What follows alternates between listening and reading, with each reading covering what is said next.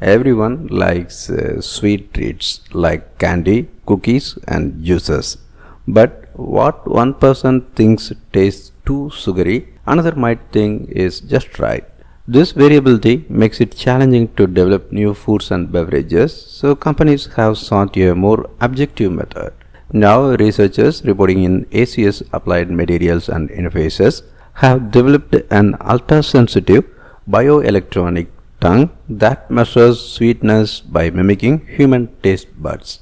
Although human sensory panels are the most common way to analyze a substance's taste, there can be a lot of differences in how people perceive flavors. To get more objective data, researchers have made bioelectronic tongues in the lab, but they either are complicated to manufacture or can't fully replicate the way the human tongue works.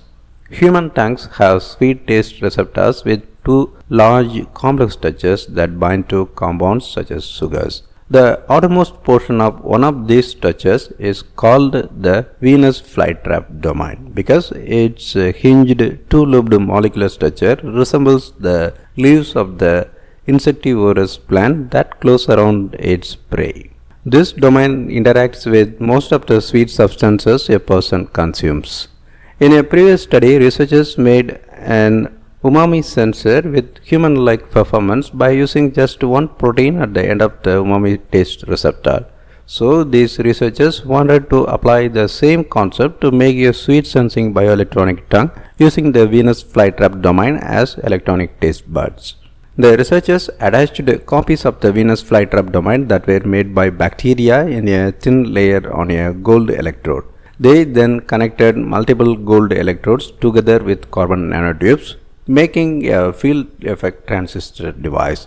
When solutions of naturally sweet sucrose or of the artificial sweetener saccharin were applied to the device, the current decreased. The sensor responded to this solution down to the 0.1 femtomolar level, which is 10 million times more sensitive than previous bioelectronic sweet sensors.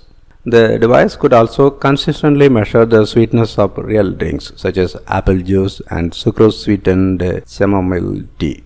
But it did not show a response when cellobiose, a tasteless sugar, or monosodium glutamate, a salt known as MSG, were introduced. Because the bioelectronic tongue was both sensitive and selective for sweet tasting compounds, the researchers say this could be a powerful tool for the healthcare, pharmaceutical, and food and drink industries.